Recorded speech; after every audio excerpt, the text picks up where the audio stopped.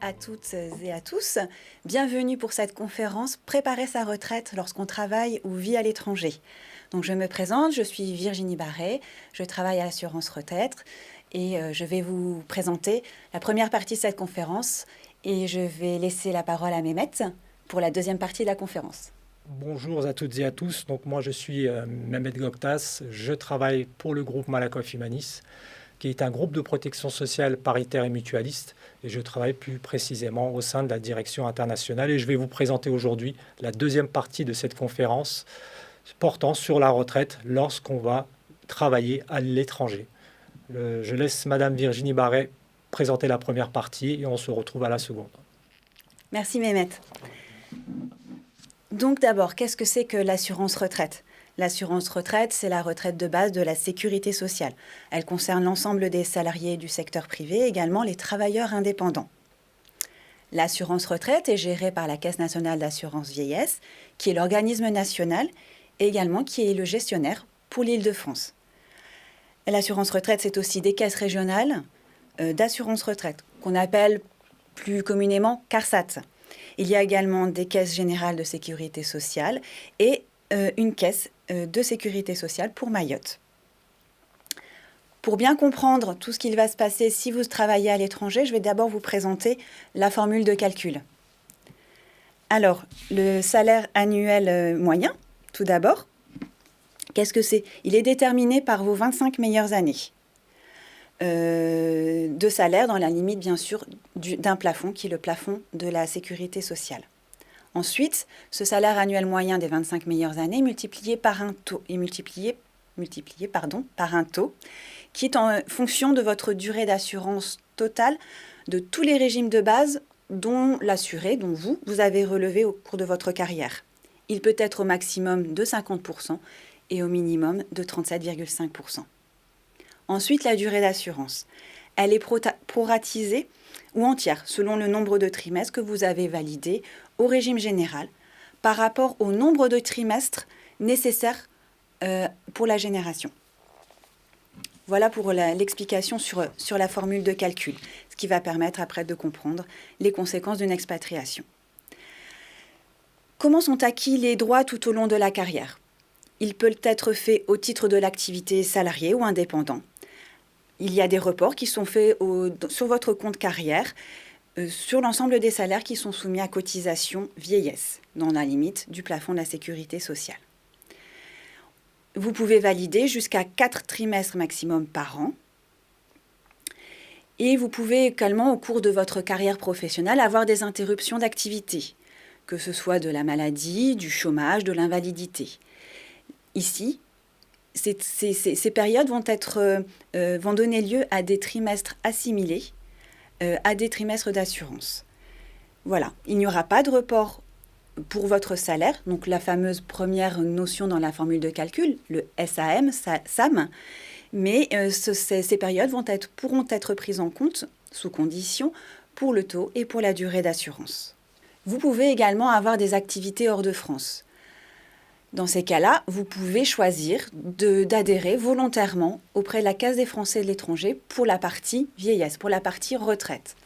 Vous pouvez également racheter des périodes effectuées à l'étranger. Il y a certaines conditions pour pouvoir le faire, notamment la demande ne peut se faire que maximum 10 ans à compter du premier jour de la dernière activité.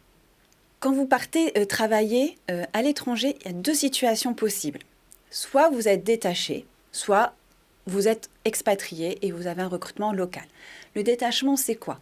C'est votre entreprise qui vous envoie dans un pays pour une mission temporaire, souvent limitée dans le temps. Cette limitation dans le temps est gérée par la convention qui gérera ce détachement. Ça peut aller de 1 an jusqu'à 2 ans ou 3 ans en fonction des termes de la convention. Ce détachement, il est conditionné, c'est-à-dire que vous devez garder un lien de subordination avec votre entreprise française qui vous a détaché. Donc ça, c'est vraiment important pour pouvoir être dans ce statut de détaché. Le détachement, ça veut dire que votre employeur va continuer à cotiser en France pour votre retraite, que ce soit votre retraite de base ou votre retraite complémentaire. Si vous êtes dans une situation d'expatriation, donc un recrutement local, vous êtes un expatrié qui est embauché par une entreprise du pays dans lequel vous résidez. À ce moment-là, vous ne cotisez plus au régime de retraite français et vous pouvez, s'il existe un régime de retraite, cotiser auprès du régime de votre pays d'expatriation.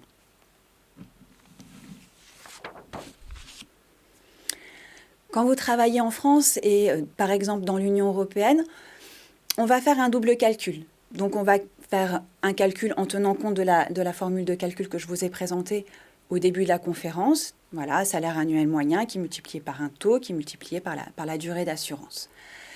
Dans le cadre d'une expatriation dans l'Union européenne, quel que soit le pays, donc les 27 États membres de l'Union européenne, les 3 États de l'espace économique européen que sont le Liechtenstein, la Norvège et la Suisse, on va d'abord prendre en compte, sans tenir compte de ces périodes effectuées en dehors de la France. On va faire un calcul comme si vous n'aviez jamais quitté la France.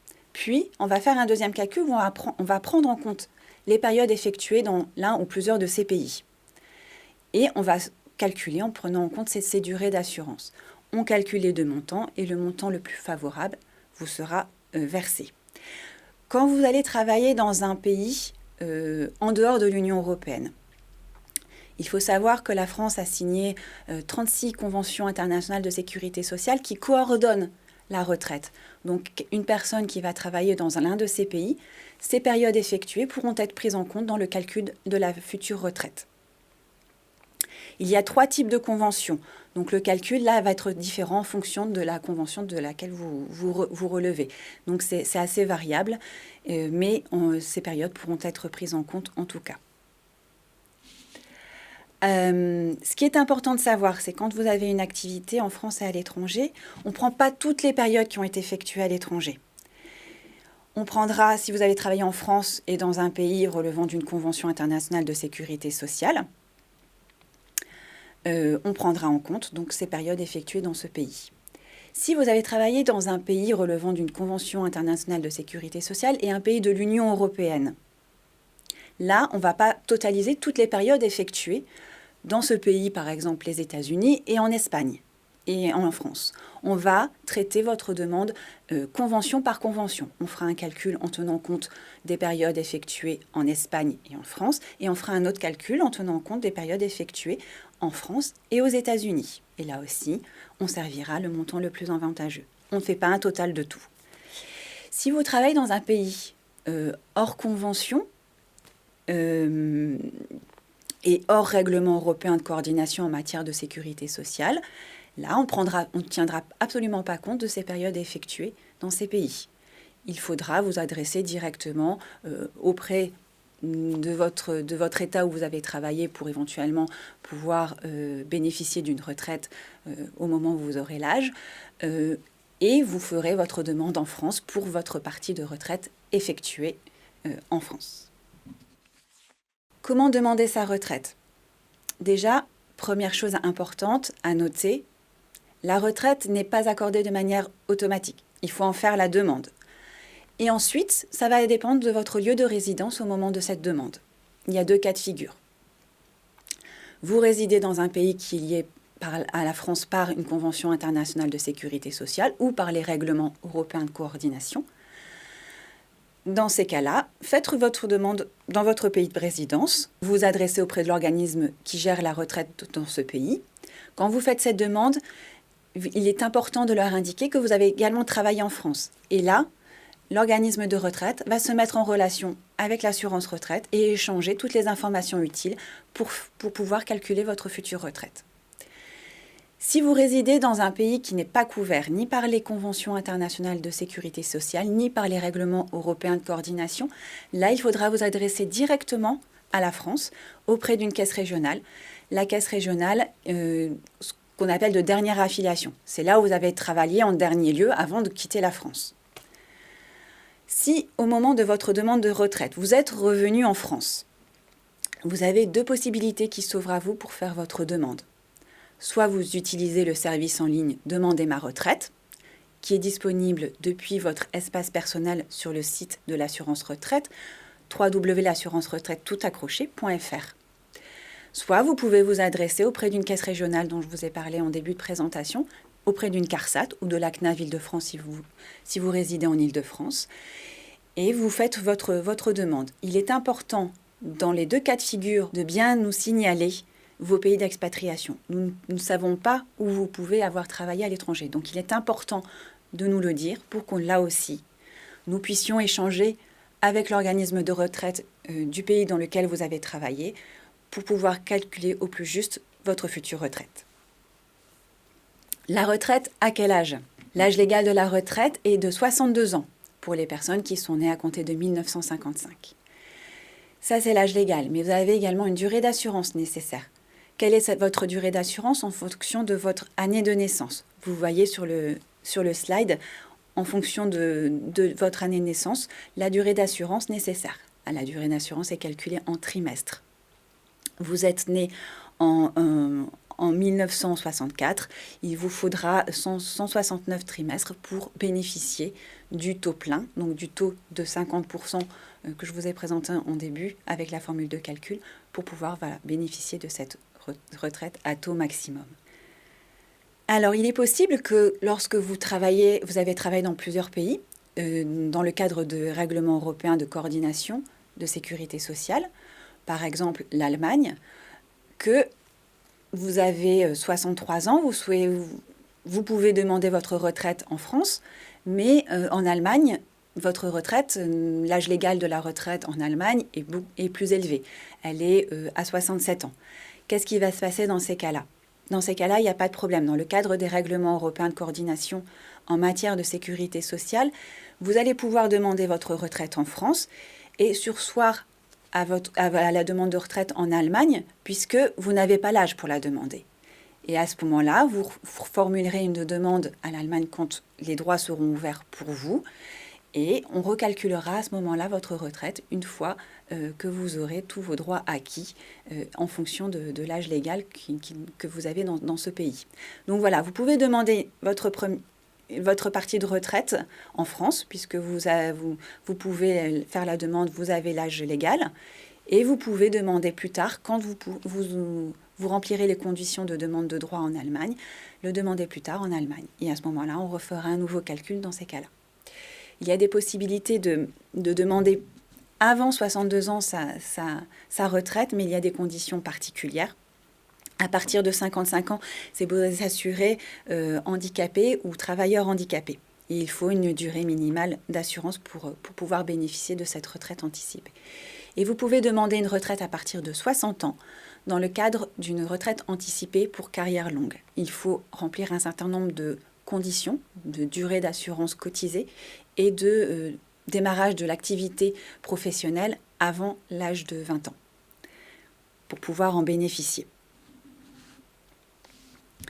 Concernant le droit à l'information, donc celui-ci existe depuis plusieurs années, depuis 2003, où il a été mis en place pour toute personne qui ont cotisé dans l'un des 35 régimes de retraite en France. Il y a 2 types de documents d'information. Le relevé de situation individuelle, qui commence à partir de 35 ans et jusqu'à l'âge de 5 ans, et que vous recevrez tous les 5 ans à partir de 35 ans. Ça vous permet de voir où en est votre carrière. Une petite information sur ce point, c'est que ce relevé de carrière, il n'y a pas les périodes à l'étranger, parce que nous n'avons pas forcément connaissance de périodes effectuées dans un pays à l'étranger. Donc c'est normal, il n'y a pas d'inquiétude. Au moment de votre demande de retraite, vous nous le direz et on pourra échanger à ce moment-là pour calculer votre retraite. Un deuxième document dans le cadre du droit à l'information, c'est l'estimation de retraite qui commence à partir de 55 ans et qui vous sera adressée régulièrement jusqu'à ce que vous preniez votre retraite. En 2014, il y a eu un renforcement du droit à l'information et vous avez la possibilité, en cas de projet d'expatriation, de demander un entretien spécifique pour poser toutes les questions en lien avec cette expatriation et toutes les conséquences de cette expatriation sur vos futurs droits à la retraite. Voilà, est-ce que je pars dans un pays et est-ce que dans ce pays, il y a une convention internationale de sécurité sociale qui a été signée par la France et ce pays? Si je pars pour une période de 5 ans, est-ce que cette période pourra être prise en compte dans le calcul de ma future retraite? Voilà, vous pourrez poser, échanger avec ce conseiller pour prendre en compte toutes voilà, toutes les informations nécessaires avant cette expatriation. Cet entretien est également ouvert au conjoint de la personne qui va s'expatrier. Mais maintenant, je te laisse la parole, Mehmet, pour la suite. Alors moi, pour ma part, donc, pour cette deuxième et dernière partie, je vais vous parler de la retraite et vous présenter la retraite lorsqu'on part travailler à l'étranger, c'est-à-dire qu'on n'a plus de lien avec la protection sociale en France. Donc, avant de répondre à cette première question, je voudrais juste préciser deux choses que vous avez déjà mentionnées dans votre conférence. C'est qu'on entend souvent salarié détaché ou expatrié. Donc, ce sont deux notions vraiment différentes. C'est deux choses totalement différentes. Donc, pour rappel, le salarié détaché conserve son contrat de travail français. Il part travailler à l'étranger parce que son employeur l'envoie travailler à l'étranger pour une durée déterminée. Et il garde sa protection sociale française comme s'il était toujours salarié en France. A contrario, un salarié expatrié travaille de son propre gré, plein chef, à l'étranger. Il est de ce fait rattaché au régime de son pays d'expatriation. Je vous donne un exemple. Je pars moi demain travailler à Singapour. Je signe un contrat local, donc je dépends du régime singapourien et je perds de ce fait le bénéfice de ma couverture sociale française.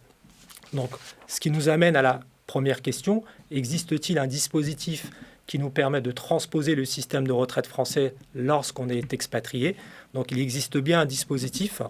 Je vous ai préparé un petit tableau afin de comparer le salarié basé en France de celui d'expatrié.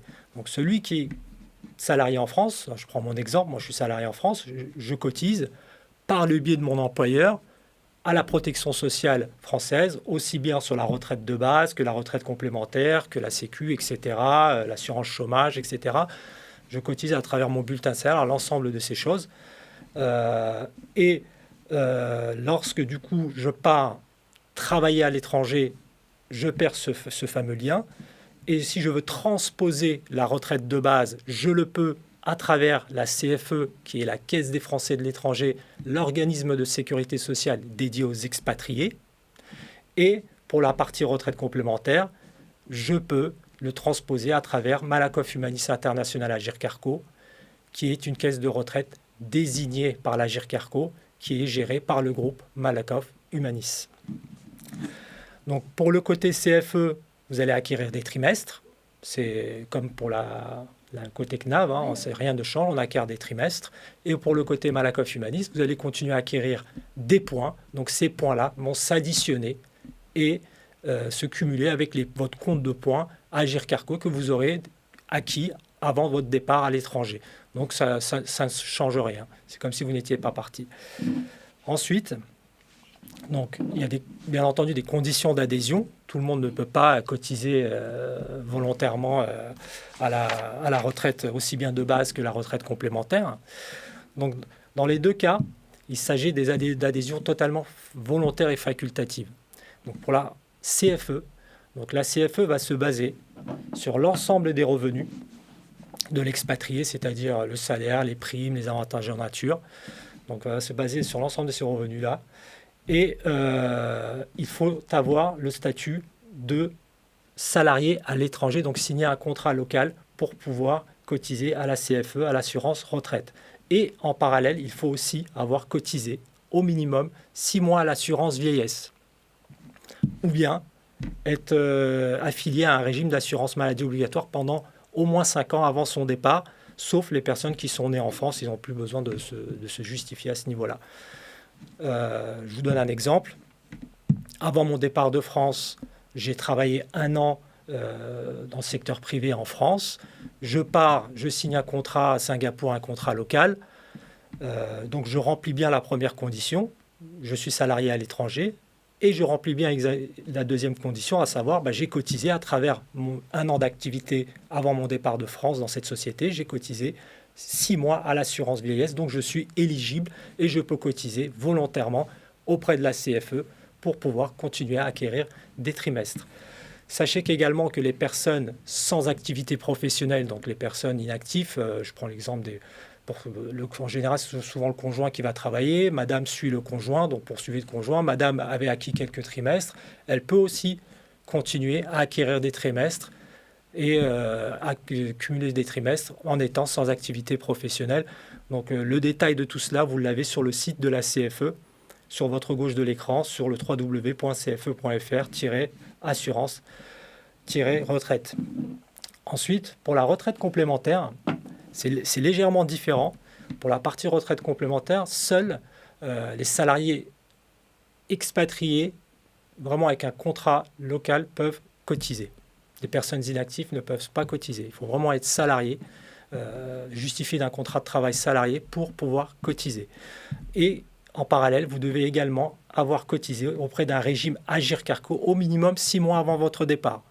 Je vous donne l'exemple de mon salarié à Singapour. Je pars à Singapour, je signe un contrat local, j'étais salarié 1 an avant mon départ, je peux cotiser auprès de Malakoff Humanis pour pouvoir acquérir des points, puisque je remplis la première condition et j'ai également cotisé à travers mes 1 an d'activité avant mon départ dans un régime Agirc-Arrco.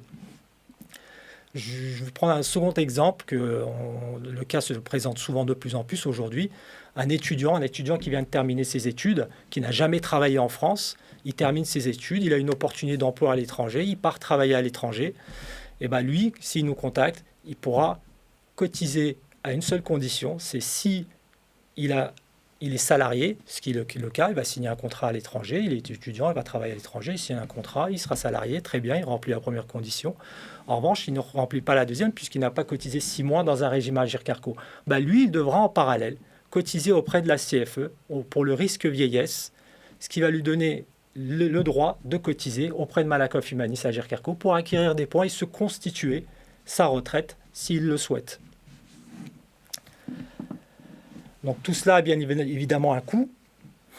Donc pour la retraite de base, comme je vous l'ai expliqué, la CFE va se baser sur l'ensemble des revenus, le salaire, le prime, les avantages en nature.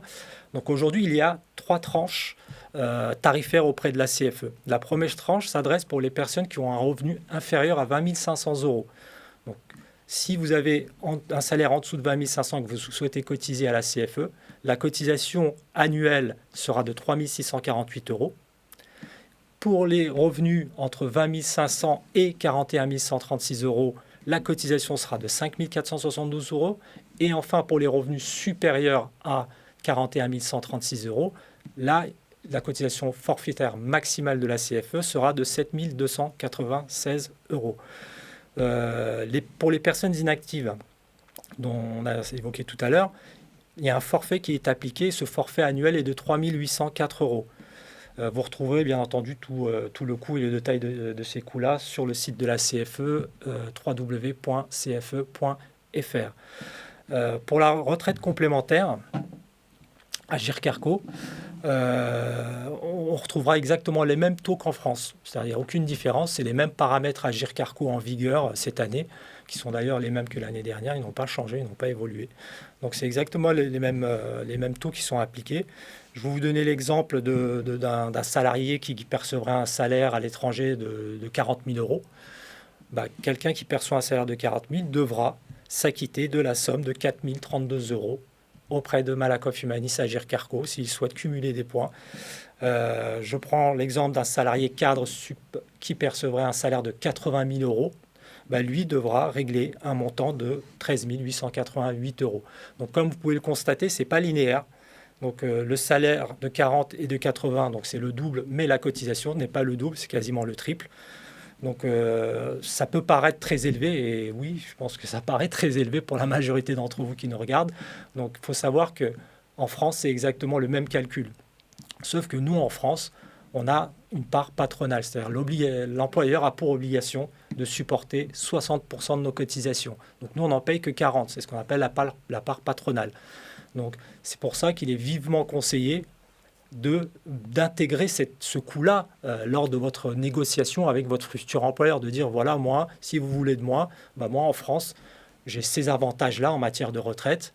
Et est-ce que voilà, vous pouvez m'en prendre une partie en charge, 50, 40. Après, c'est de la négo entre vous et votre employeur. Il n'y a pas d'obligation, il n'y a pas de règle à ce niveau-là. Donc en résumé, Si je devais vous donner des conseils, donc j'aurais 4 conseils vraiment essentiels à vous donner. La première, c'est de vérifier au niveau de l'assurance retraite s'il y a un accord. Donc s'il n'y a pas d'accord, donc pour la retraite de base, je pense CFE.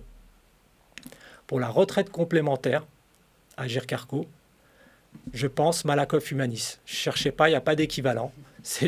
L'Agirc Arrco a désigné le groupe Malakoff Humanis.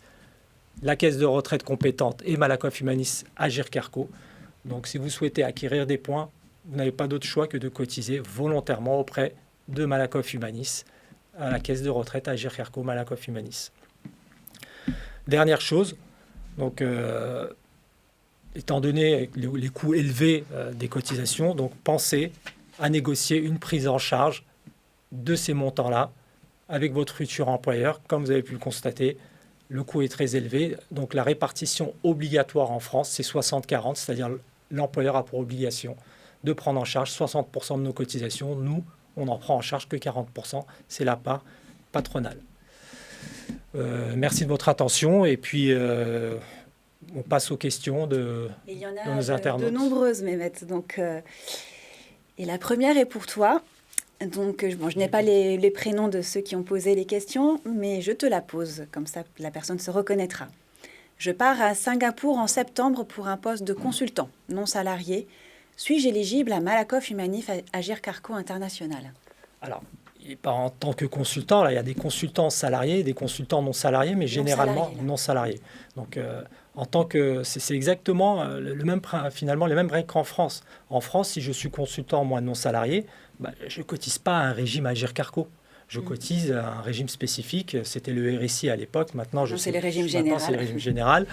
Donc, voilà. Donc, cette personne-là ne sera pas éligible, ne pourra pas cotiser pour acquérir des points Agirc Arrco parce qu'il n'est pas salarié. Il faut vraiment être salarié. Il faut vraiment que sur le contrat que vous signez, il y ait la notion de salarié avec le salaire que vous percevez et non pas des honoraires, des choses comme ça. Je précise pour compléter qu'avec Singapour, il n'y a pas de convention internationale de sécurité sociale. Donc on peut penser tout de suite adhésion volontaire auprès de la CFE. Voilà, donc si vous partez dans un pays où il n'y a pas d'accord, pour la retraite de base, CFE, et pour la retraite complémentaire Agirc Arrco, Malakoff Humanis Agirc Arrco. Alors une autre question. J'ai travaillé au Brésil avant la signature de l'accord de sécurité sociale. Mes périodes seront-elles prises en compte? Alors oui, l'accord avec le Brésil, l'accord international de sécurité sociale avec le Brésil est assez récent. Mais si vous demandez votre retraite maintenant, voilà, les périodes effectuées à cette époque-là pourront être prises en compte dans le calcul de votre future retraite. Une autre question pour toi, Mehmet. Je pars en Italie en juin. L'accord européen pour l'assurance retraite concerne-t-il également l'Agirc Arrco? Je pense que la personne parle des règlements européens de coordination. Oui, non, il n'y a pas d'accord, comme je l'ai dit tout à l'heure. Il n'existe pas d'accord en matière de régime Agirc Arrco. Les accords, c'est uniquement pour la retraite de base. Agirc Arrco, si vous ne cotisez pas volontairement auprès de Malakoff Humanis, vous ne pourrez pas acquérir des points. Oui. Et oui, dans le cadre, pour un départ en Italie, c'est un État membre de l'Union européenne qui est couvert par les règlements européens de coordination en matière de sécurité sociale. Pour la retraite de base, on pourra prendre en compte ces périodes effectuées en Italie pour pouvoir calculer la future retraite de la personne. Autre question. On me propose un contrat aux Émirats arabes unis. Comment cela se passera-t-il pour ma retraite? Alors, je vais peut-être répondre pour la retraite de base et je te laisserai la parole pour la retraite complémentaire. Avec les Émirats arabes unis, il n'y a pas de convention internationale de sécurité sociale. Donc, on ne pourra pas prendre en compte ces périodes effectuées dans ce pays. Mais là aussi, on pense, quand il n'y a pas de convention, on pense CFE, adhésion volontaire. Adhésion volontaire. Donc, pour la retraite de base, pour acquérir des trimestres, donc vous devrez cotiser à la CFE. Et pour la retraite complémentaire, je me répète encore, vous serez obligé de cotiser, de contacter le groupe Malakoff Humanis qui va vous permettre de cotiser par le biais de la caisse de retraite Malakoff Humanis Agirc Arrco. Peut-être rappeler que l'assurance volontaire auprès de la CFE, ça reste volontaire. Donc, il y a une démarche... Voilà, c'est pas automatique. C'est comme la demande de retraite, c'est pas automatique. C'est pas automatique. il faut, voilà, c'est à vous de contacter la CFE. Vous pouvez les contacter par téléphone, vous pouvez aller sur leur site internet www.cfe.fr. Vous aurez les tarifs que je vous avais communiqués, vous les retrouvez sur leur site. Et pour la retraite Agir Carco, là, vous prenez contact avec Malakoff Humanis et on pourra vous faire des simulations selon le salaire que vous voudrez. Donc, étant donné que ce sont des adhésions facultatives et volontaires, vous n'êtes pas obligé de cotiser sur votre salaire réel. Je prends l'exemple du monsieur qui partait de l'expatrié aux Émirats. Oui. Aux Émirats, le salaire brut, c'est le salaire net. Il n'y a pas de fiscalité. Donc la notion de brut ou net, vous l'oubliez. Quand vous êtes expatrié, c'est du déclaratif. C'est-à-dire c'est vous qui décidez sur quelle base vous souhaitez cotiser. C'est pour votre retraite, c'est pour vous. C'est vous qui payez, c'est vous qui aurez des points qui vont se cumuler. Vous cotisez, vous aurez des points. Vous ne cotisez pas, vous aurez ce qu'on appelle des trous de carrière sur votre relevé de carrière Agir Carco. Merci. Autre question encore sur un pays pour lequel il n'y a pas de convention internationale de sécurité sociale, c'est l'Inde. Nous partons en Inde, mon mari est détaché. Ah, on est sur une situation de détachement. Me concernant, est-ce que je peux acheter les 12 trimestres des 3 ans en Inde? Alors, peut-être une question de rachat de trimestre. Donc oui, vous pouvez racheter des périodes effectuées à l'étranger. C'est possible. Alors, c'est ce que j'ai précisé dans ma présentation. Il y a un certain nombre de conditions pour pouvoir le faire. Alors, je ne vois plus la question. Pardon. Hop. Donc, il y aura cette possibilité de rachat. Alors, voilà, les conditions tarifaires de rachat sont très variables. Ça dépend de l'âge, ça dépend des revenus, d'un certain nombre de choses. Mais voilà, il suffit vous pouvez vous connecter sur le site de l'assurance retraite et faire des simulations sur le coût de ce rachat et en fonction de ce que vous voulez pour ce rachat, si vous voulez l'utiliser uniquement pour votre taux ou pour le taux et la durée d'assurance. Donc, c'est très variable, donc c'est difficile de vous donner une estimation. Mais à noter, et je me suis trompée, qu'il y a une convention internationale de sécurité sociale avec l'Inde. Donc, les périodes de votre conjoint qui seront effectuées là-bas pourront être prises en compte. Mais on est dans le cas d'un détachement. Donc là, c'est comme si la personne, son employeur continue à cotiser en France. J'ai signé un contrat de travail avec un employeur australien. Je souhaite cotiser pour ma retraite complémentaire, mais mon futur employeur refuse de participer au financement. Puis-je cotiser sur un salaire plus faible car impossible pour moi de supporter le coût? Y aura-t-il un impact sur mes droits? Alors oui, comme je le disais à l'instant, on peut déclarer le salaire qu'on veut. Donc cet expatrié en Australie futur expatrié en Australie peut déclarer un salaire inférieur à ce qu'il va percevoir et budgéter comme ça le coût de sa retraite et cotiser sur finalement le montant qu'il souhaite. Qu'il peut déjà assumer, puisque les expatriés n'ont pas ça qu'à payer. Donc vous pouvez diminuer le salaire, ce qui va diminuer la cotisation. En revanche, du coup, en parallèle, ça va diminuer le nombre de points qu'on aura acquis. Et l'important, c'est de cotiser, d'éviter le trou de carrière, parce que le rachat de points, dans le cas d'une expatriation, n'est pas possible. Donc, faut l'anticiper. Faut anticiper. Voilà. Alors, une autre question, je pense en lien avec le Brexit. J'ai travaillé en Angleterre jusqu'en 2015. Ces périodes seront-elles retenues pour le calcul de ma retraite française? Oui, ces périodes pourront être prises en compte dans le futur calcul de la retraite. Dans le cadre du Brexit, il y a eu des accords qui ont été négociés et ces périodes effectuées pourront être prises en compte. Donc, pas d'inquiétude. Donc, compatriotes basés au Royaume-Uni pourront toujours faire jouer l'accord. Exactement. C'est soit l'accord de retrait, soit l'accord de commerce. Alors, une autre question sur laquelle je vais répondre. J'ai travaillé en France, puis aux États-Unis pendant 20 ans.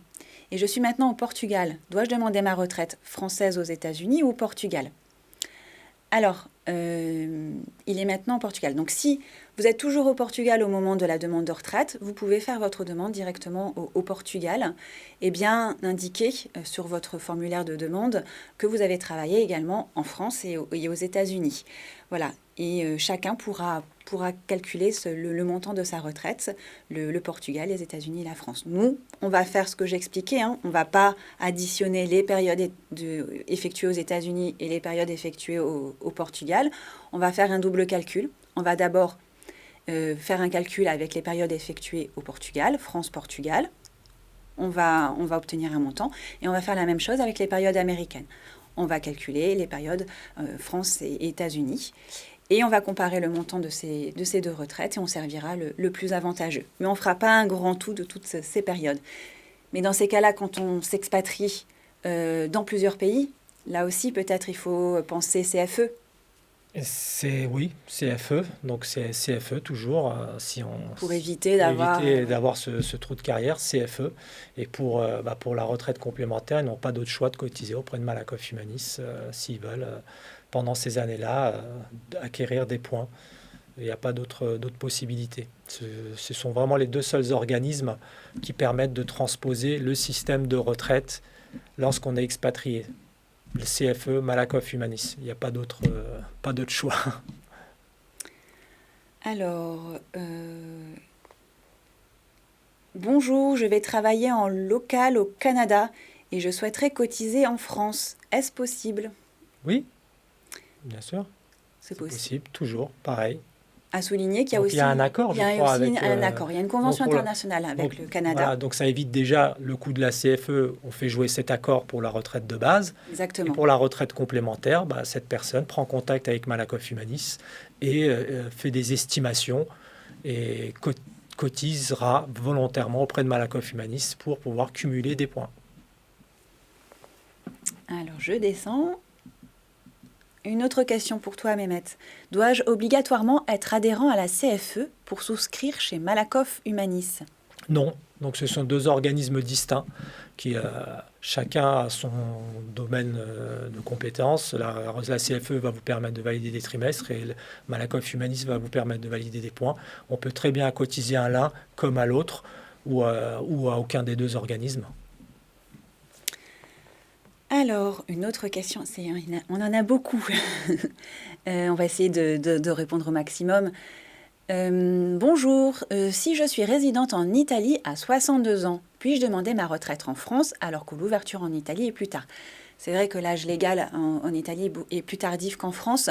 Donc c'est ce que j'ai expliqué, c'est le système des liquidations successives.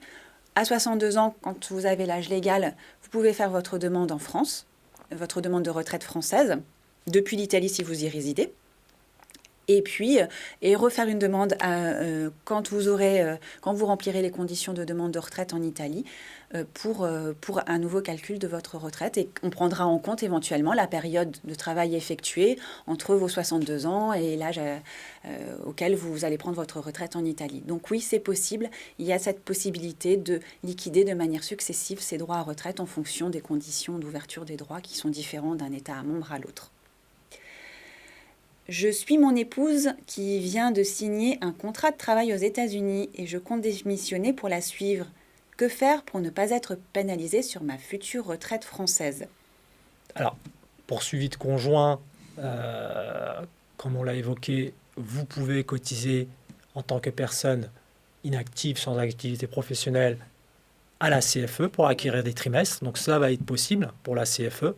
En revanche, pour la partie retraite complémentaire, cette personne-là ne pourra plus cotiser puisqu'elle n'est pas salariée, n'a pas de contrat de travail qui va lui permettre de cotiser volontairement auprès du groupe Malakoff Humanis. Et si ce monsieur trouve un emploi salarié aux États-Unis, à ce moment-là, c'est possible. Par le biais de ce contrat-là, il pourra cotiser, acquérir des points sans souci. Et il y a une convention internationale de sécurité sociale qui est signée entre la France et les États-Unis. Donc les périodes effectuées dans ce pays pourront être prises en compte dans le calcul de la future retraite de madame et de monsieur s'il y a un emploi, mais même aussi les périodes qu'on a dit tout à l'heure pour raison période assimilée, de chômage ou quoi que ce soit, pourront être éventuellement prises en compte. On va prendre quelques questions encore avant la fin de notre conférence, dans 5 minutes. Bonjour, j'ai 25 ans. C'est déjà bien de se préoccuper de sa retraite à 25 ans et souhaite m'expatrier. Conseillez-vous de démarrer la cotisation CFE et ou Malakoff Humanis si jeune?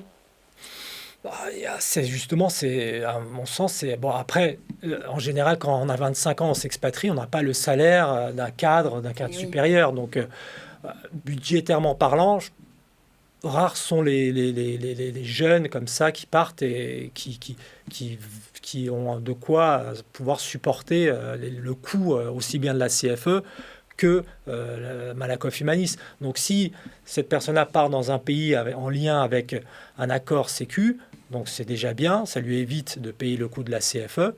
Et si elle souhaite se constituer sa retraite complémentaire, bien sûr, bien évidemment, elle le pourra. Plus tôt elle le fait, et plus la retraite de cet étudiant-là sera importante au moment de son départ à la retraite, puisque on le répète jamais assez, mais une retraite en France se constitue sur une quarantaine d'années.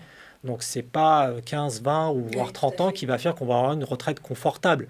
Donc, vraiment, pour avoir une retraite confortable, c'est aujourd'hui 42 ans quasiment de cotisation auprès des deux régimes. Et puis, oui, c'est un conseil qu'on peut donner, c'est de continuer éventuellement de cotiser. Alors, si on a un accord de sécurité sociale, il n'y a pas de problème pour la retraite de base. Mais pour les retraites complémentaires, c'est intéressant. Ça peut être intéressant, même si c'est un coût. C'est vrai que des personnes qui n'ont pas anticipé des départs dans des pays hors convention, qui n'ont pas fait de rachat, peuvent se retrouver au moment de la retraite avec une retraite moins importante qu'elle aurait pu être. Donc, voilà, et c'est un peu trop tard. Donc, c'est bien de l'anticiper, et même si ça demande un effort financier, c'est vrai que quand on se retrouve à 62 ans, ça peut avoir des conséquences. Exactement. Donc, il faut savoir que l'Agirc Arrco représentera demain à peu près les 2/3 de la future pension d'un retraité.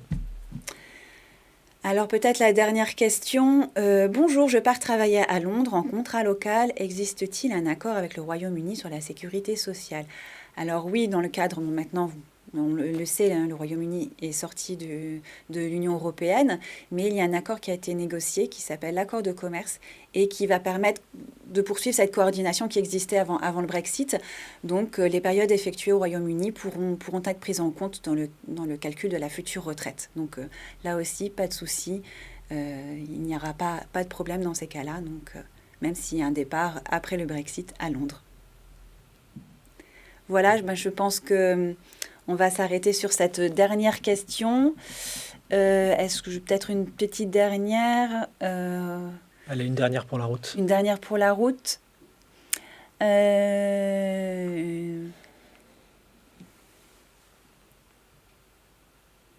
Alors là, c'est plutôt sur la maladie. J'ai 59 ans et mon employeur me propose d'aller travailler 1 an dans l'une des filiales de l'entreprise au Japon. C'est très attirant, mais je me demande comment seront gérées mes cotisations retraite. Ces trimestres seront-ils comptés pour le calcul de ma future retraite? Ça dépendra de son statut. Voilà. S'il est détaché, si l'employeur... Alors en général, pour 1 an, c'est souvent un détachement. Hein, pour 1 an, parce que je crois qu'on peut aller jusqu'à 5 ans maximum pour un détachement. Ça va dépendre de la convention, oui. Donc là, c'est à l'employeur d'effectuer les formalités auprès de la sécurité sociale pour le compte de ce collaborateur qui partirait 1 an. Et donc, du coup, ce collaborateur, en qualité de détaché, ne va pas perdre ses droits à la retraite ou à l'assurance maladie. Donc, il n'y aura pour lui aucun changement. C'est comme s'il était toujours en France. Ouais. Dans le cas d'un détachement, ce sera ça. Par contre, s'il a un contrat local, parce que c'est une filiale, donc il n'y aura plus le lien de subordination. Oui. S'il a un contrat local ou un avenant d'expatriation sur son contrat français, ça arrive. Donc, il y a des entreprises qui font un avenant. Donc, qui dit avenant d'expatriation, c'est qui équivaut à un contrat local. Donc, l'employeur devra cotiser, puisque l'employeur peut également cotiser pour le compte du collaborateur. Hein. Ce n'est pas que les salariés qui peuvent cotiser volontairement. Donc, l'employeur peut contacter la CFE et le groupe Malakoff Humanis pour cotiser pour son collaborateur qui va partir pour une durée d'1 an ou 2 ans à l'étranger. Et avec le Japon, il y a également une convention internationale de sécurité sociale, donc les périodes effectuées dans ce pays, si c'est un contrat local, pourront être prises en compte dans le calcul de la future retraite. Donc là aussi, voilà, peut-être pas d'inquiétude en tout cas pour cette expatriation. On a terminé. Donc, merci de votre attention. Et vous avez aussi beaucoup d'informations sur le site de l'assurance-retraite.fr, avec notamment les conventions internationales, et puis avec lesquelles il y a des conventions internationales de sécurité sociale, un certain nombre d'informations de ce qu'il faut faire, les démarches pour demander sa retraite. Donc voilà, toutes les informations sur le www.l'assurance-retraite.fr. Merci à toutes et à tous et à bientôt. Au revoir.